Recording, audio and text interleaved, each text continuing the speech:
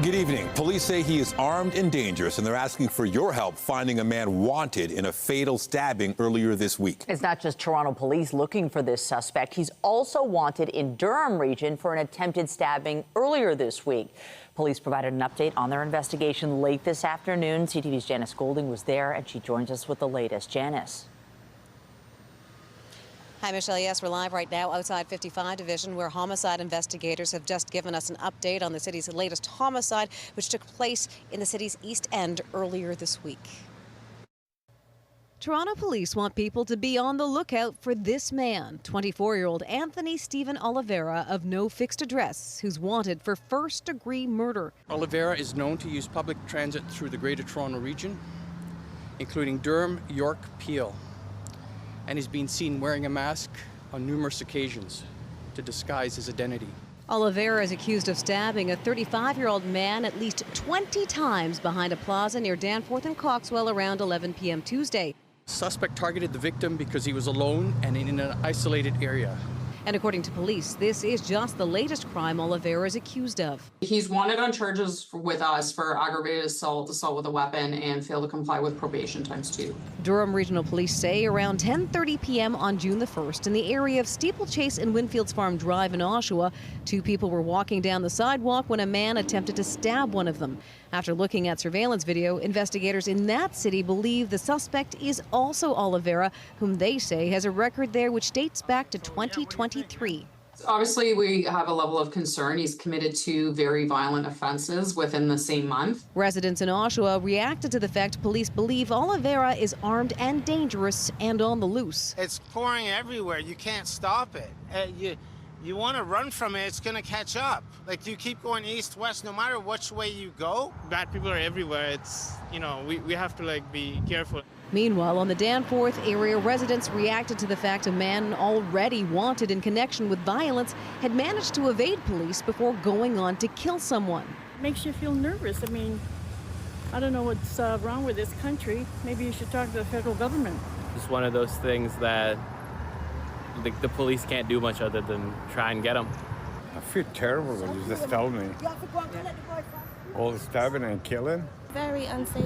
It's very unexpected. Now, court documents obtained by CTV News indicate the victim in the Danforth homicide, whom detectives have identified as 35-year-old Ashkan Punasir Rudbain, was facing a number of charges of his own, including multiple assault charges, uttering threats, possession of a knife, obstruction, and mischief.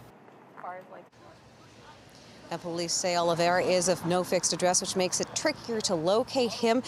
If you do see him, you're advised not to approach him, but to contact police because, of course, they say he is considered armed and dangerous, and you are told to pay particular attention on public transit. Reporting live, I'm Janice Golding. Now back to Nathan. Thank you, Janice. Toronto police are searching for a female suspect after a late afternoon stabbing on a downtown streetcar. It happened near Queen and Peter Street at around 4. Police say a man was rushed to hospital with serious but non-life-threatening injuries after being found with a stab wound. Roads in the area were closed but have since reopened. Still ahead, a new addition to an annual tradition. We'll tell you what parents are being asked to provide before their kids head off to summer camp. Stay with us. And when we're talking camp, summer has arrived. Yes, today is the day we welcome summer, and on a Friday to boot. We've got sunshine, we've got heat and humidity this hour as we look at the Toronto Islands. Lindsay Morrison is here with the current conditions. Great day to be there for sure. Yeah, absolutely, Michelle. If you are joining us from the west end of the GTA, you're getting a little more cloud this hour compared to areas downtown and the east GTA. We've also got a few passing showers in southwest Ontario. Potential for that to happen for us here in the GTA, although it looks like many areas are going to remain dry. It is windy, winds coming out of the west today, gusting upwards of about 30 kilometers per hour. 25 degrees right now, feeling closer to 30. That pales in comparison to what's expected later this weekend. You can expect that this heat warning is going to be expanded to include us in the city of Toronto as we make our way through the weekend. And yes, it's only a matter of hours now. Happy summer solstice, everyone. Boy, is it going to feel like the season this weekend. We'll take you through a full look at the forecast coming up. For now, Michelle, back to you. Thank you, Lindsay. And many people will be heading outdoors this weekend to enjoy that weather and breathe in the warm summer air. But what's in that air might surprise you. CTV's Sean Leathong has the results of a new air quality study. Whether it's the typical pollutants you may know about or the ones less common, a new study from Environment and Climate Change Canada is taking a detailed approach to learning what is in our air for two reasons. One is to understand all of the pollutants that we're exposed to in cities, and the other is how that mixture varies from one location to another in the city. Elizabeth Gallonneau is a research scientist and one of the study's authors. She says pollutants like exhaust from vehicles are present, but the study also found another type of pollution around roadways. Microplastics near a highway site, near Highway 401, we were having very elevated levels of plastics there that we think are coming from tire wear. So when the rubber meets the road, microplastics are released into the air, and the study finds that the quality of air really depends on where you are in the city. Especially the sort of difference between being near a road and away from a road, not too far away, or the difference even between a park like High Park versus the green space at the University of Toronto Scarborough, where the levels were quite a bit lower. While the typical smoggy days of summer may seem like a jumping off point, this study started by focusing on the Air Quality Health Index, or AQHI, in a 6-week period over the winter from January to March of this year. There were days that had moderate and even high risk AQHI values, and that's not as expected in the winter as it is in the summer. And they're focusing on even the slightest pollutants in the hopes of understanding how they interact with the environment around them. Like personal care products, the things we use in our shampoos, our soaps, or to clean our homes. This is just the first bit of information as the study will continue. The potential is to help us understand our relationship to our environment and to plan in the future. Sean Leathong, CTV News. Just ahead tonight, residents in one neighborhood raising concerns over a change to construction on nearby GO train lines, where they're worried new rules could keep them up all night. But first, a teacher in Mississauga is facing charges following a police investigation into alleged child abuse. Peel Police launched an investigation into allegations involving a teacher with the Peel District School Board in May. Police allege that during this school year, a teacher physically moved 4 students into a room and forcibly confined them. The name of the school and age of the students has not been released, but police say the incidents are alleged to have happened at a school near Cawthra and Lakeshore. 36-year-old David Sobalski is charged with 4 counts of assault and 4 counts of forcible confinement. The school board says he's suspended pending the outcome of the court process. And still in Mississauga, a woman has been charged after police say she drove into a pond. The incident happened in the 401 and 407 area. The OPP say the driver is a woman in her 20s who fell asleep behind the wheel. She was taken to hospital to be treated for minor injuries and is facing a charge of careless driving. As school winds down, kids across the province will be getting ready to head to summer camp. But for parents, this year's camp checklist will include more protection than just sunscreen and bug spray. CTV's Allison Hurst explains.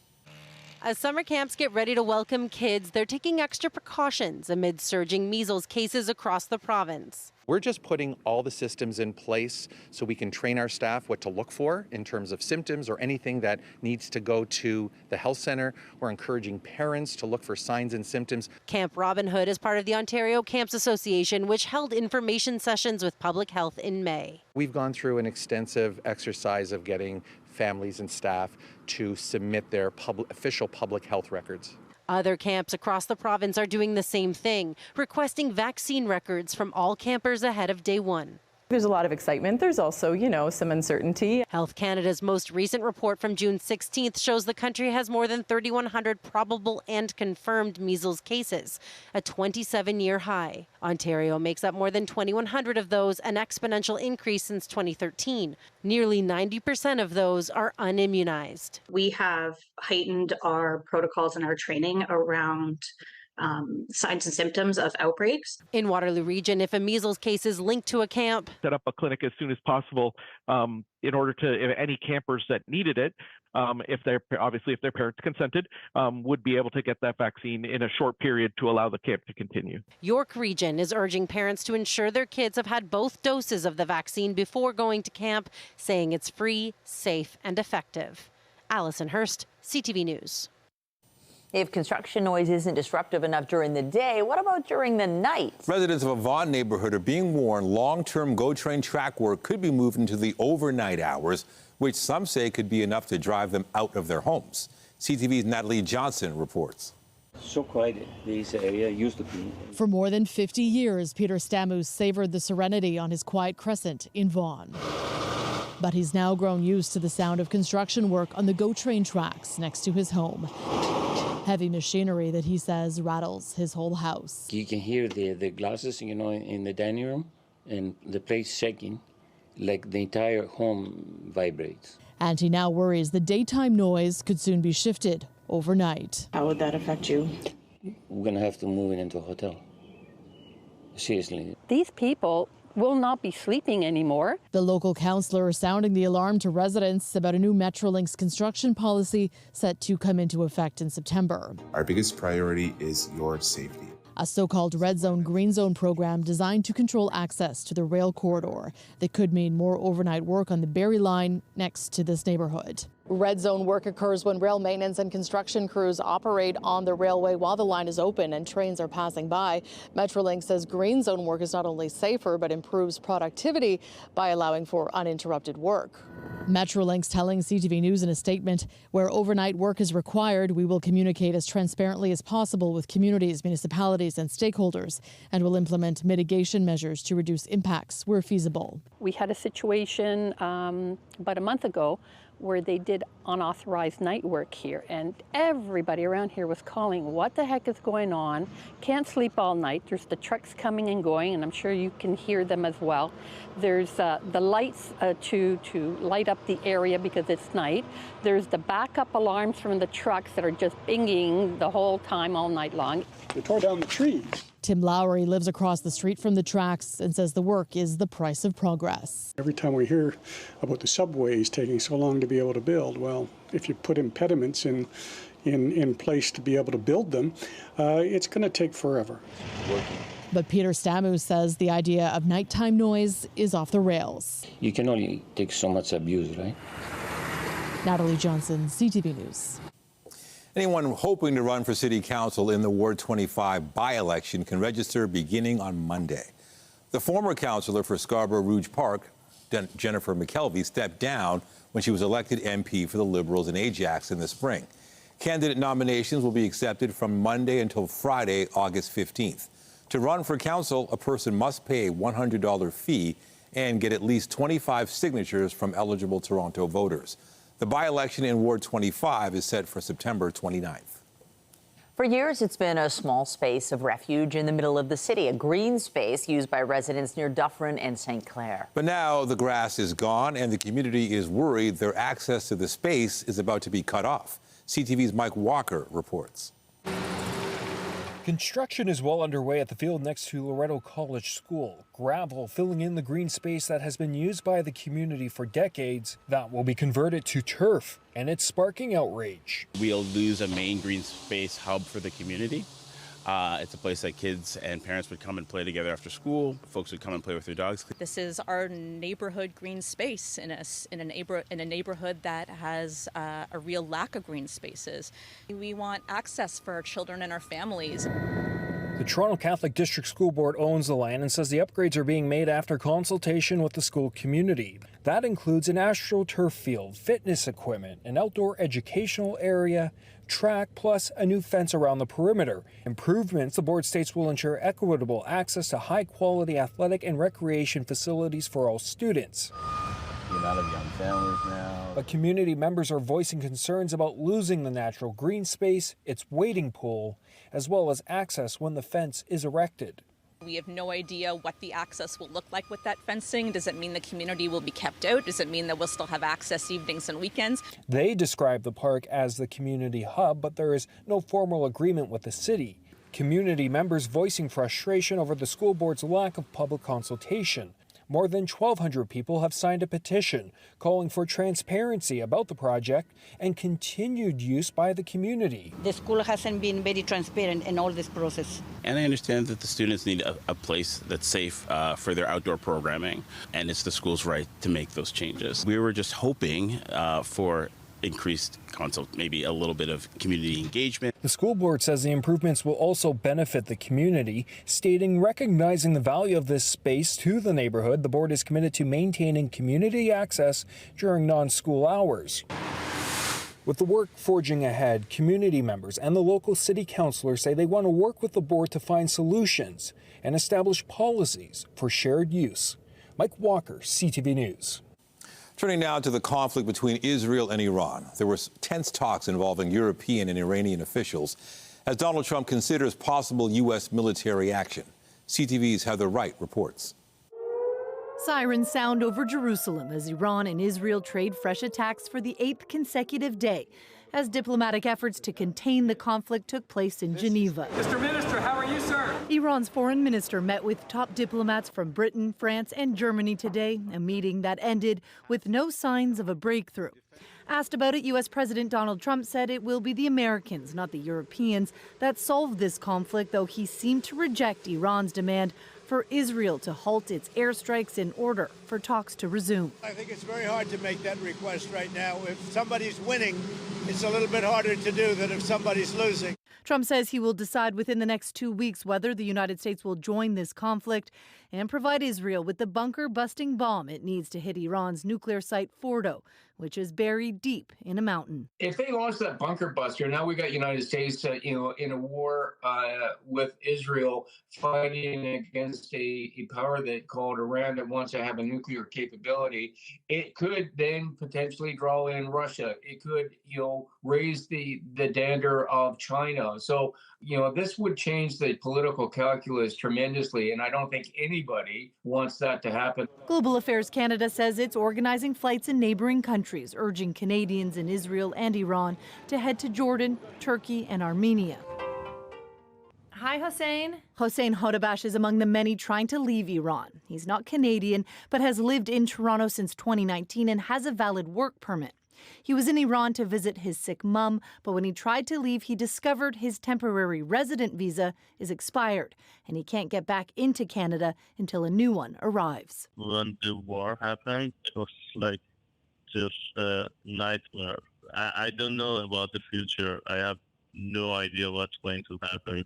Airspace above both Israel and Iran is closed, and while Canada has an embassy in Israel, it has had no diplomatic ties with Iran since 2012, further complicating efforts to get Canadians out of the country.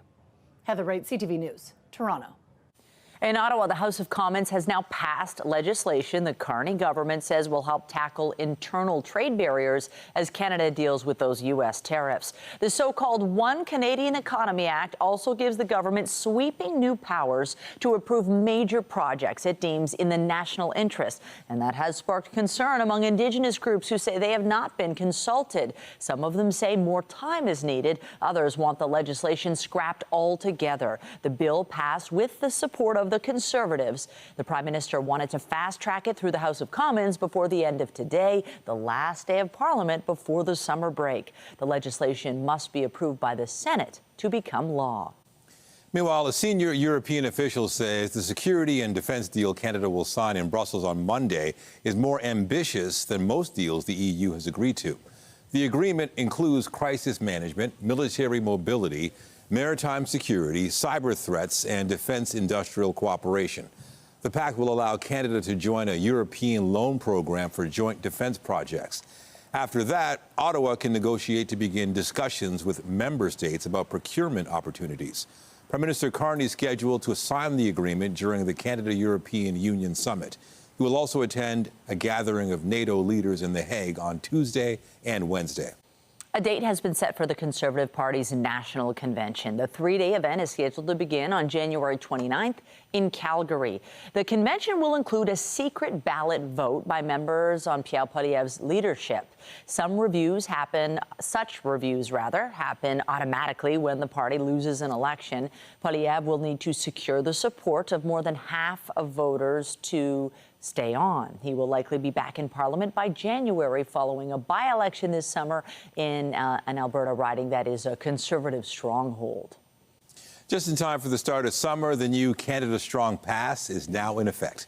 Until September 2nd, Canadians can get free tickets and discounts at participating museums, national parks, as well as via rail. Registration is not necessary.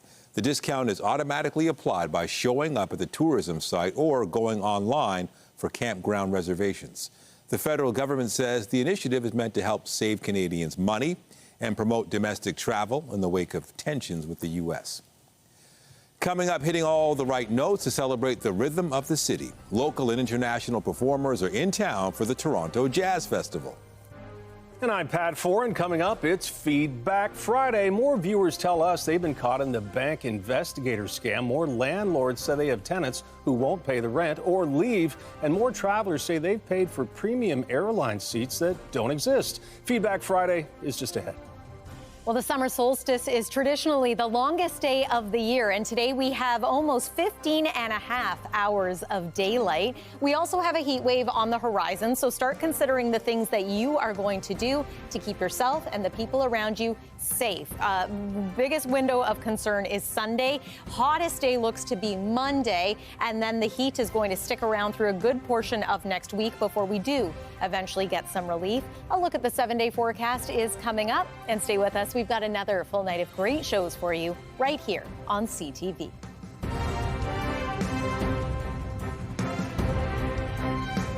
When you see it happen, send it to CTV News.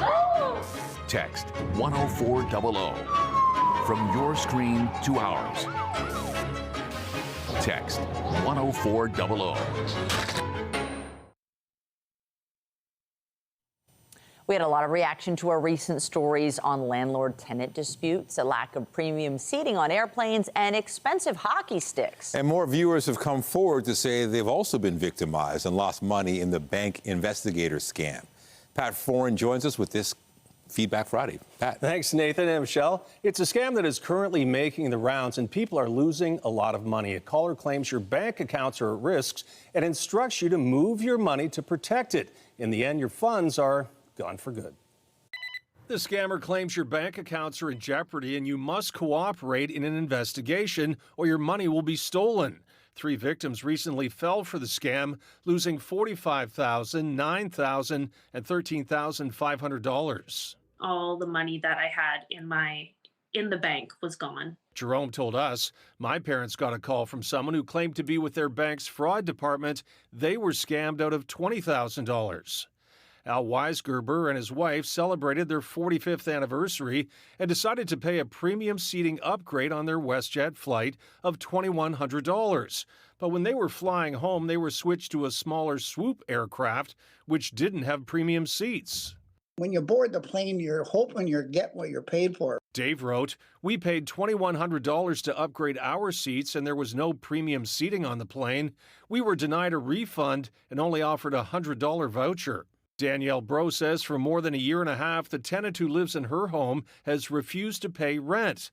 The house is a mess and Bro is owed $25,000. She's taken the tenant to the landlord and tenant board twice, but the tenant has been allowed to stay free of charge. She has paid $0. Peggy told us, my tenant hasn't paid rent in over a year and owes me $30,000. It should be illegal for tenants to make a career out of scamming landlords. Back for Nylander, shoot! When one of the Toronto Maple Leafs breaks a stick, they skate to the bench and get another one.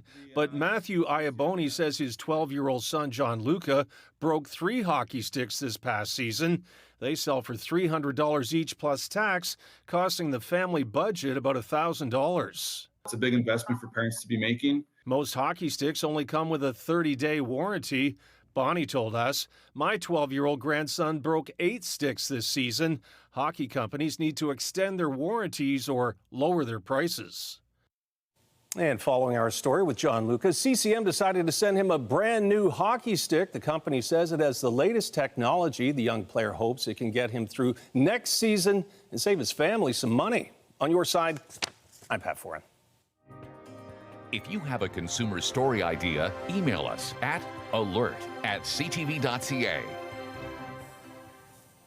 Well, I'm glad Luca got a new hockey stick, but this is kind of weather to get out of the arena and get outside because summer arrives officially tonight, and it feels like it already. Yeah, definitely not hockey weather or time to get outside as much as you can, especially in the evenings where things kind of cool down a bit. Well, that's a good point, although interestingly enough, there is now a heat warning in place for at least part of Ontario, and part of the reason that heat warning is in place is because we're not getting much relief in the nighttime hours. So no heat warning just yet for the city of Toronto, but it will be expanded to include us as we make our way into the weekend and this long-awaited heat wave that we've been eyeing all week long. Let me show you what it looked like earlier today. Lots of people already hitting the beach on the Toronto Islands. Yeah, more of this expected tomorrow, the day after that, and the day after that as well. Although I do want to mention, too, that we have potential for some active weather at times this weekend. Not a guarantee, but a possibility with a little bit of a complex weather setup. Here's a look at that heat warning. Again, expect that that is going to be expanded.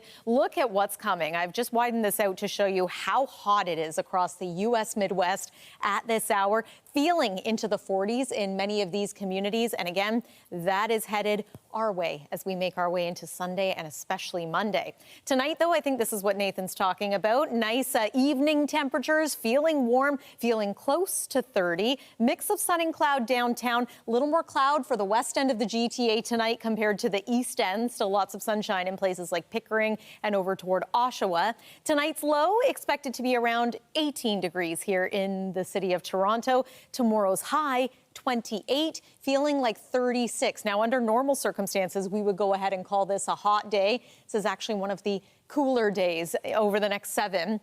And again, the potential for active weather is going to be there for your Saturday. Not a washout. I wouldn't go canceling your outdoor Saturday plans at this point, but have an indoor backup option as the potential for thunderstorms is going to be there through a good portion of the day. Here's our current satellite and radar. It's just showers right now in southwest Ontario, not thunderstorms, but what we see is a boundary as this ridge of high pressure, this heat dome, starts to move into place. Potential for active weather as we head into tomorrow, thunderstorms as well. There's one model run showing possible storms north of the GTA and in through eastern sections of Ontario. So that was midday, mid-afternoon.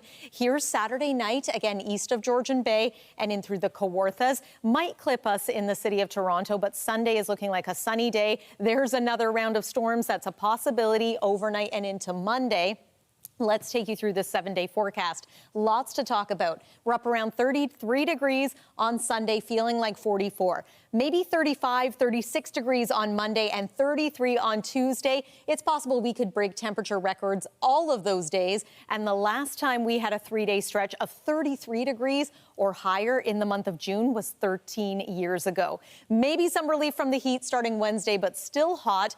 Some wet weather and cooler seasonal temperatures by the end of next week. That's your look at the weather for now. Michelle, over to you. Thanks, Lindsay. Well, it's not super oppressive just yet. A great night to get outside for one of the most eclectic music festivals in our city. The Toronto Jazz Festival kicks off tonight and brings 10 days of music to the city, including dozens of free concerts in Yorkville. So that's where we find CTV's Beth McDonnell tonight, getting into the swing of things. Hey, Beth. Hey, Nathan. This is the 38th year for the Toronto Jazz Festival. People have gathered under the trees here in Yorkville to take in some free entertainment. And first up on the main stage here is Jonathan Morin and his quintet. He's from a community near Edmonton, Alberta, but has called Toronto home for more than a decade. He combines original music with tap dancing. Now, alongside ticketed shows for this festival, today kicks off 10 days of free outdoor music in the city. Organizers are hoping people treat the festival like an adventure. So on top of big shows at some of the city's biggest venues, there's music here at the main stage, and there will also be performances at what's called sidewalk sessions. So there's so much to discover in addition to some of the big names coming to the city to perform. Look, we've got 10 days of beautiful programming outside in the park here at Village of Yorkville Park. We've got 10 days of free programming out in the street all through Blue Yorkville. And then we've got some of the biggest names in international music and in ticketed contacts as well. Mavis Staples is here, Broken Social Scene is here, Aruj Aftab, Micaiah McCraven, and all kinds of great club shows at the Rex Hotel and Jazz Bistro. So we're just so excited to get it all launched. It's really cool. Like I love dancing outside, like performing outside. I think it's one of the I don't know, it's just a gift to be able to do that, especially on the first day of summer. And to be able to play at the Jazz Fest, like that's a really big accomplishment for any musician, and as a tap dancer as well.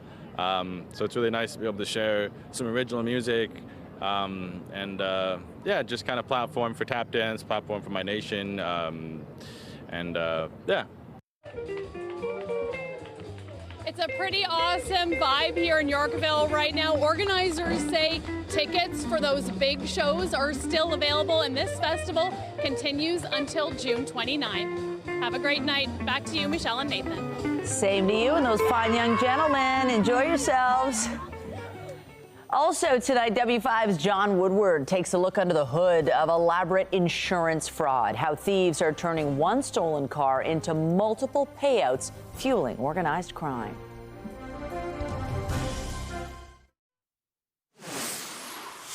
Breaking news tonight in Brampton, where a victim has been rushed to hospital after a daylight shooting. Our CTV News chopper is over the scene on Rutherford Road near Selby, west of Highway 410. This is a live shot. Emergency crews responding to this area for reports of a shooting at around 5:45 this evening. You can see the police tape there and officers on scene.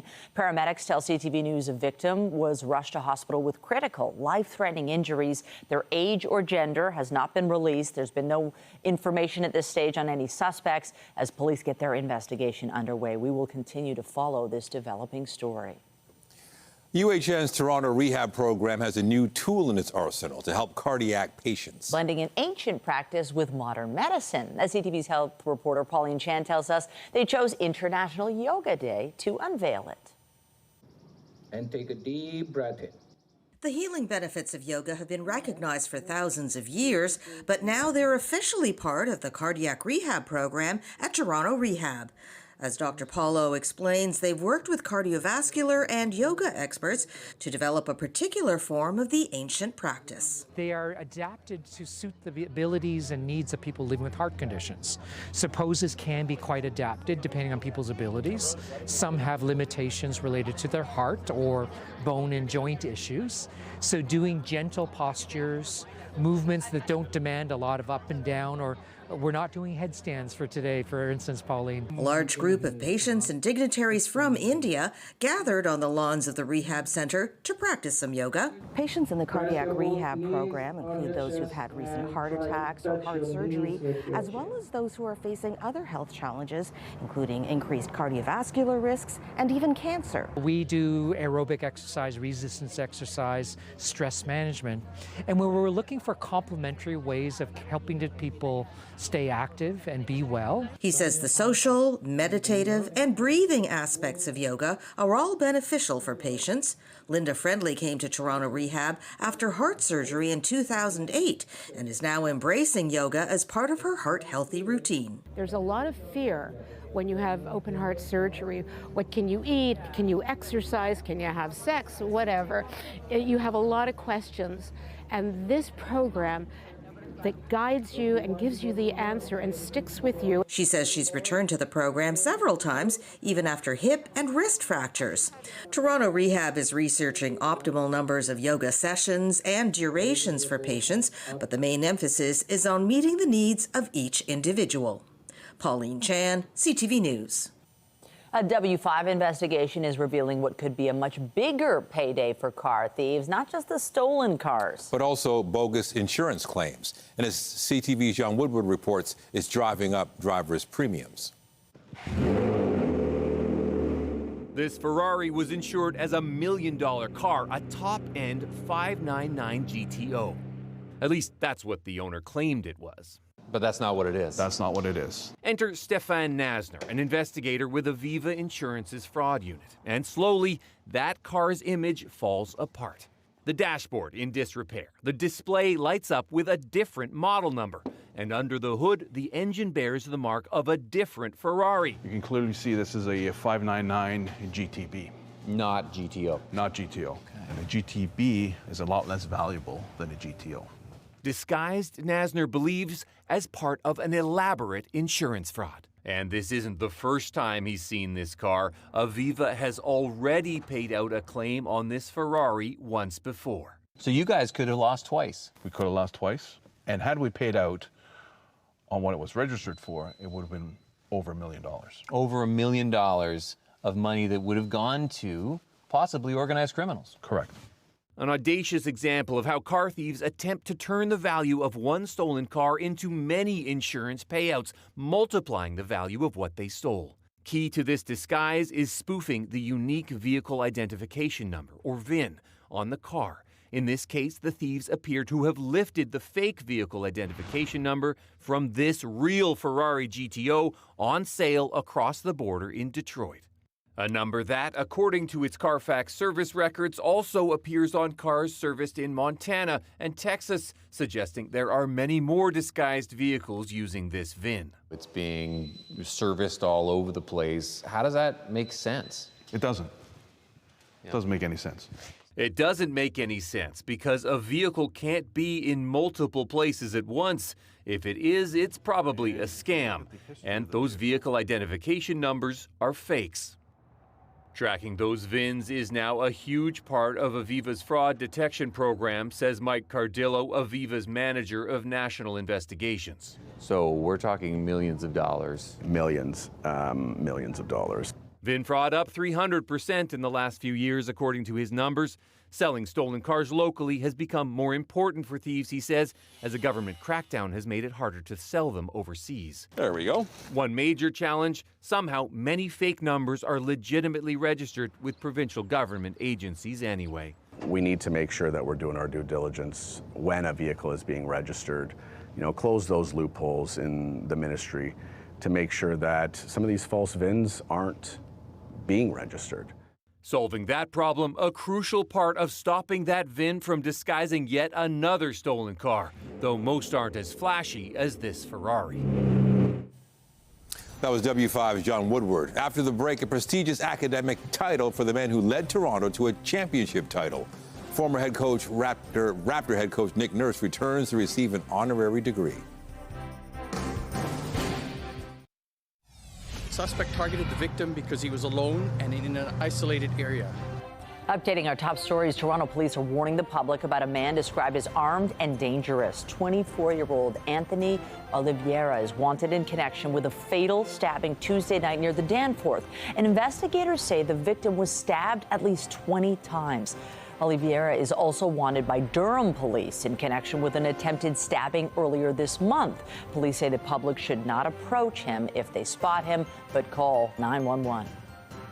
Just putting all the systems in place so we can train our staff what to look for in terms of symptoms or anything that needs to go to the health center. We're encouraging parents to look for signs and symptoms. Summer camps are getting set to welcome campers, but this year they're also taking extra precautions to try and prevent the spread of measles. Many camps are requesting parents provide vaccine records this year. Camps are also enacting protocols on how to deal with an active case or outbreak. You can hear the glasses, in the dining room, and the place shaking, like the entire home vibrates. And residents of a Vaughan neighborhood say they're worried new construction rule changes regarding GO train tracks near their homes could mean they'll be up all night. The local councillor says a new Metrolinx policy taking effect in September could see construction taking place during the overnight hours. Metrolinx says if any overnight work is required, residents will be notified in advance. Remember to keep up to date day and night at ctvnewstoronto.ca and by downloading the CTV News app. And if you have a news tip, photos, or video of breaking news, let us know. We have new retail numbers from Statistics Canada that show a slowdown in spending. BNN Bloomberg's Morella Fernandez has more on that and other business headlines. Canadian retail sales were up in April, but dramatically down in May. An early estimate suggests sales dropped more than 1% last month. That's the biggest dip in a year. Retail sales were up in April by 0.3%, with consumers rushing to buy cars to get ahead of tariffs.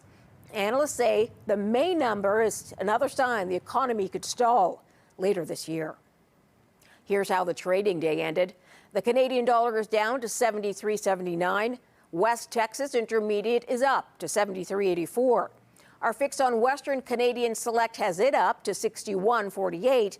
And the TSX is down slightly to 26,497. Those are your business headlines. I'm Morella Fernandez. The Business Report is brought to you by Canadian Western Bank, the bank built for business. A strike has been averted at Via Rail after a tentative agreement was reached. The union that represents 2,400 workers across the country says the deal offers gains in wages, job security, and working conditions. Members had voted for a strike mandate to be exercised as early as Sunday. Via Rail has said it's committed to a fair and reasonable agreement while remaining competitive and providing quality service. Federal legislation banning replacement workers at times of legal strikes or lockouts came into effect today as courier giant DHL halted parcel deliveries. Some 2,000 unionized employees were locked out by their employer earlier this month after they refused its offer. The union says its members were forced to respond with strike action. With the two sides at an impasse, DHL Express Canada says it has shut down operations across the country, which is expected to add to the turmoil in the parcel industry amid the ongoing Canada Post labor dispute. A new study shows restrictions and all-out bans on plastic bags is making a difference. Researchers looked at 180 areas that have bans on plastic bags or fees on them. Then they analyzed data from more than 45,000 shoreline cleanups. They found areas with restrictions on bags saw a 25 to 47% decrease in plastic bag litter. The study is published in the journal Science. To sports, in the city tonight, Toronto Argonauts are looking for their first win of the season when they host the Rough Riders. Arbuckle throws this one up, intercepted. Adrian Green, house call. Touchdown Stamps. The Boatmen lost their home opener to Calgary last Saturday. Tonight, they have a number of injuries heading into the game, including quarterback Chad Kelly, who remains out with a leg injury. Saskatchewan is undefeated so far this season, sporting a 2-0 record. Ryan Nelson deals to Alejandro Kirk, and the first pitch is lasered out to right center field and deep, back towards the wall. That ball off the fence. The Blue Jays are hoping to get back into the win column after yesterday's 9-5 loss to Arizona. Tonight, they begin a 3-game series against the visiting Chicago White Sox. The Jays are third in the American League East and hold the second AL wildcard spot.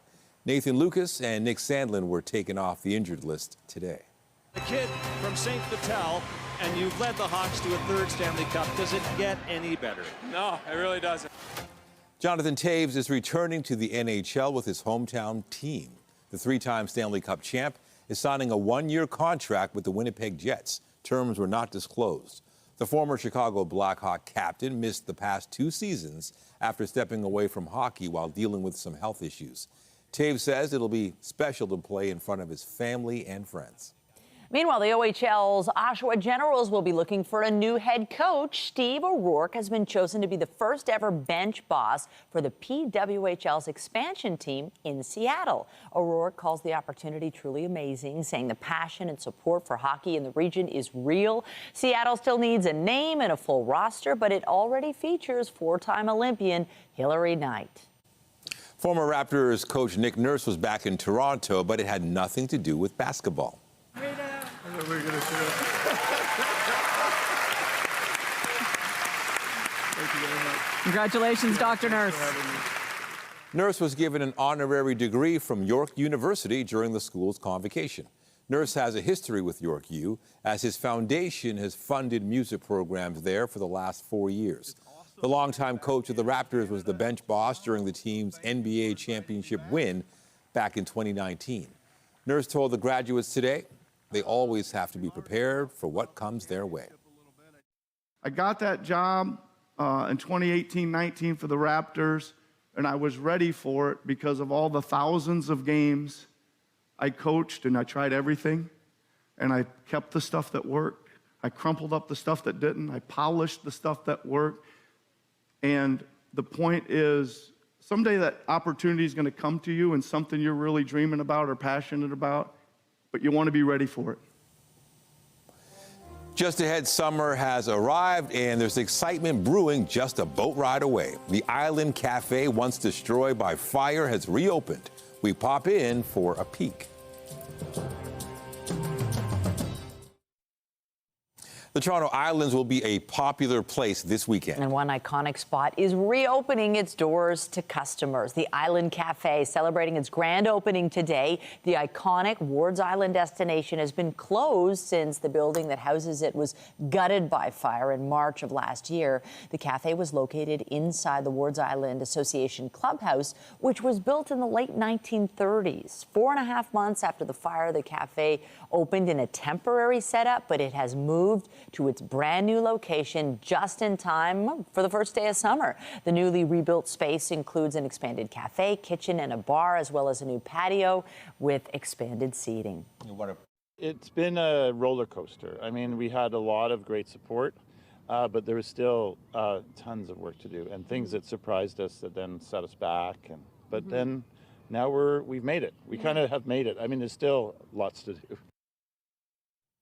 You know, I was thinking with the warm weather, by the water is a great idea. Oh, that looks like a fabulous spot. Congrats to them. Must feel really good to have that place reopened. Yes. And now we have a weekend ahead of us, and it is going to warm up. Oh, yes. It's already going to feel hot tomorrow, maybe even as early as this evening, but it only gets hotter into Sunday, Monday, Tuesday. Here's one more look at the satellite and radar. You'll find some cloud cover for the west end of the GTA, but showers for the most part appear to be staying southwest. We'll have a chance of a shower through the overnight hours tonight. 18 is our forecast low. Heat warning was issued earlier today by Environment Canada for areas like Windsor and Sarnia.